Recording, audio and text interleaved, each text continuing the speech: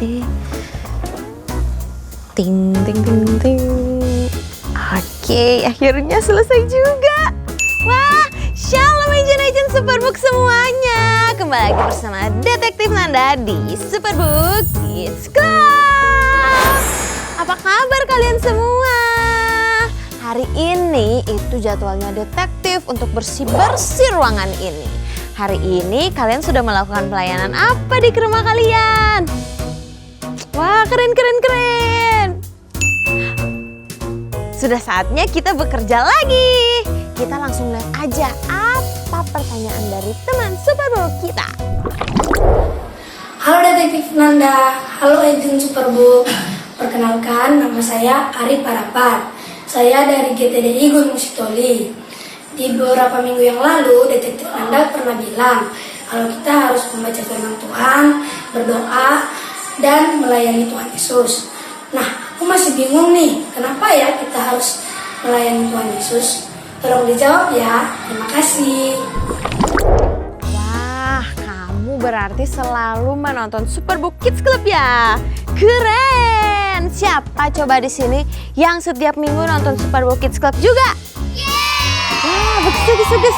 Ajakin juga teman-teman kalian ya. Oke deh kalau gitu, hari ini kita akan mencari jawaban dari pertanyaan kenapa kita harus melayani supaya iman kita bisa bertumbuh.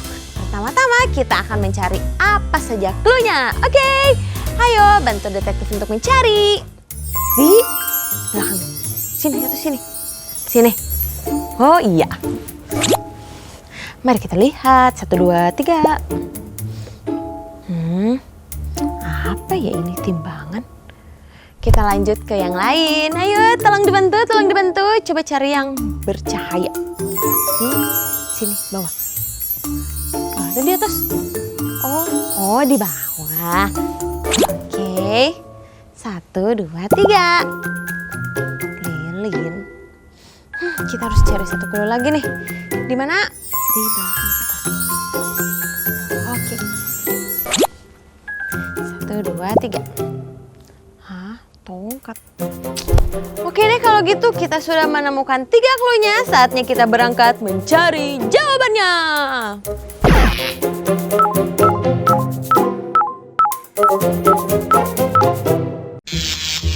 Oke, hari ini kita akan mencari sesuatu yang berhubungan dengan tongkat. Coba aku ingat-ingat dulu ya. Siapa tokoh Alkitab yang sering menggunakan tongkat? Siapa ya? Oh, aku tahu kita bisa lihat di mana. Di aplikasi Superbook Kids Bible. Bener juga ya. Siapa yang belum download? Ayo download sekarang supaya kita bisa belajar bersama-sama. Terus kita butuh HP. Oke. Kita akan mencari tongkat. Oh, aku tahu jawabannya. Dia adalah Musa. Kalian ingat nggak? Dia yang mengubah tongkat menjadi ular.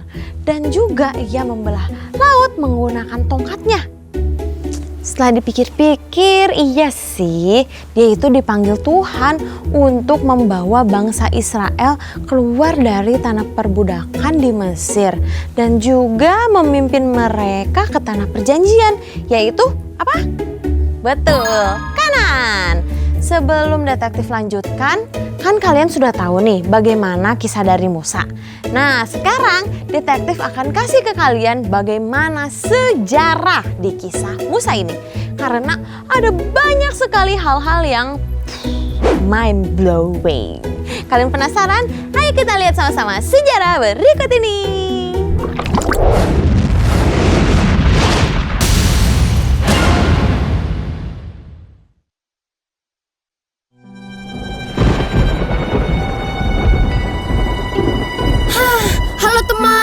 Di luar lagi ada badai nih.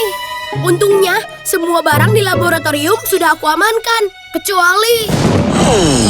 ya, listriknya mati. Jangan takut. Sambil aku perbaiki listriknya, coba kalian tebak di mana petualang Superbook kita hari ini. Pemindai dimulai. Tujuan Mesir pada zaman Musa. Pemindai selesai. Hai teman, aku Joy. Terima kasih karena sudah ikut Chris, Gizmo, dan aku mengunjungi Musa. Petualangan yang luar biasa. Perjalanan kita dimulai di tanah Mesir. Firaun adalah sebutan untuk raja-raja di Mesir. Orang Mesir suka menyembah dewa-dewa, dan menurut mereka, Firaun bisa berbicara dengan dewa-dewa itu. Mereka tidak tahu kalau hanya ada satu Tuhan yang benar. Aku tidak kenal Tuhan, dan takkan kubiarkan Israel pergi. Banyak ukiran dan patung dari beberapa Firaun ditemukan di makam-makam dan lokasi arkeologi lainnya di Mesir. Di zaman Musa, orang-orang Israel menjadi budak, dipaksa untuk membangun kota-kota dan gudang penyimpanan. Lukisan pada makam Rekmire di Tebes ini menunjukkan sekelompok budak yang sedang membuat batu bata di Mesir. Ini adalah salah satu contoh kerja paksa bangsa Israel. Di Goshen, bangsa Israel membangun kota Rameses. Ini wilayah yang ditinggalkan bangsa Israel saat dipimpin Musa bebas dari perbudakan. Para budak Ibrani menghadapi masalah yang sangat sulit, tapi Tuhan punya rencana. Nah, aku juga punya rencana. Aku harus segera menyelesaikan kekacauan ini. Sambil aku coba selesaikan, coba kalian cari petualangan superbook kita yang paling seru. Mendingan nih. Masih ingat beberapa kejadian dari petualangan seru Musa di Mesir? Masih ingatkah kamu berapa banyak tulah yang melanda Mesir? Apakah A, 7, B, 2, C, 10, atau D, 21?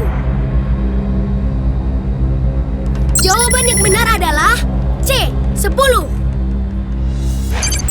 Bisakah kamu menyebutkan 3 tulah? Aku kasih waktu ya untuk menyebutkan tulah-tulah yang masih kalian ingat.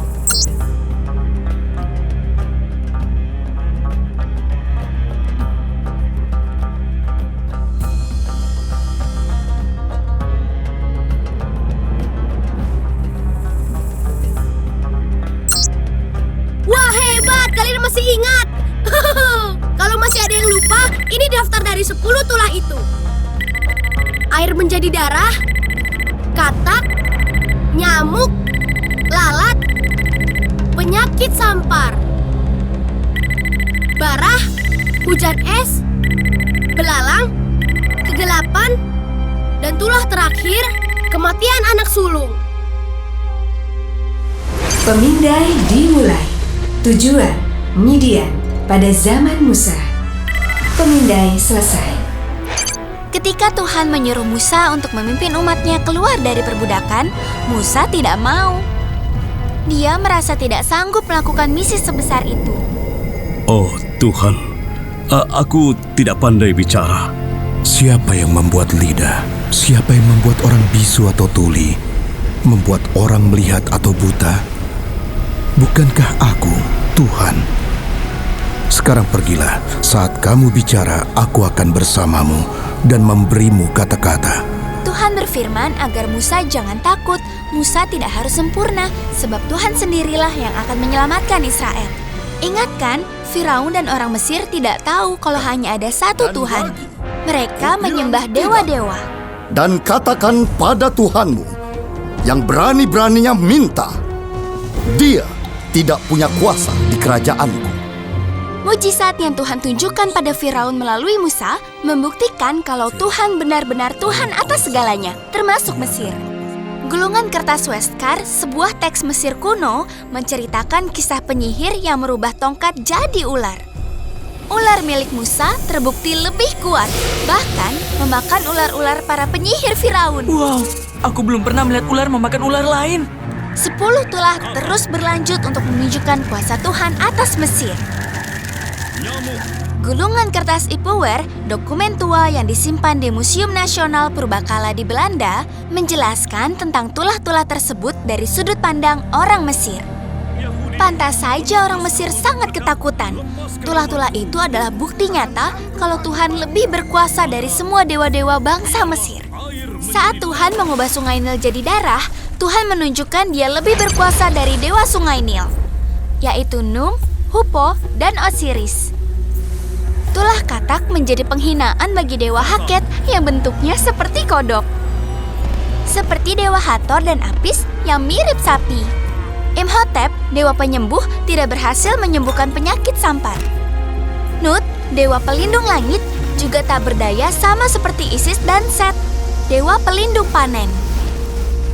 Lalu, di tengah-tengah tulah itu, Firaun memanggil dewa terbesar mereka, Ra, Dewa Matahari. Ra Maha Kuasa, Dewa Matahariku, lindungi kami dari siksaan Allah Gembala ini. Tentu saja, satu-satunya Allah yang benar lebih kuat dari Ra. Oke, Ra pasti kapok. Tulah hanyalah sebagian kecil dari kuasa Allah. Jadi, sama seperti yang Musa pelajari, tidak perlu harus kuat kalau Allah yang penuh kuasa menyertai kita. Dalam keadaan yang menurut Musa mungkin tidak mungkin, ia tetap mau mengikuti panggilan Allah dengan setia dan melakukan segala sesuatu sesuai dengan firman Tuhan. Ia memberikan pengorbanan besar untuk mengikuti kehendak Allah, yaitu berbicara kepada Firaun. Selain itu juga, Musa menunjukkan rasa tanggung jawab dalam mengajarkan firman Tuhan kepada bangsa Israel. Dia juga mau patuh kepada firman Tuhan, menegakkan keadilan dan juga kebenaran.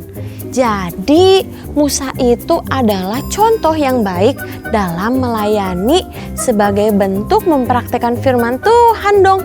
Saat ia melayani, ia melakukan semua firman Tuhan dan dengan begitulah imannya bisa semakin bertumbuh kepada Tuhan.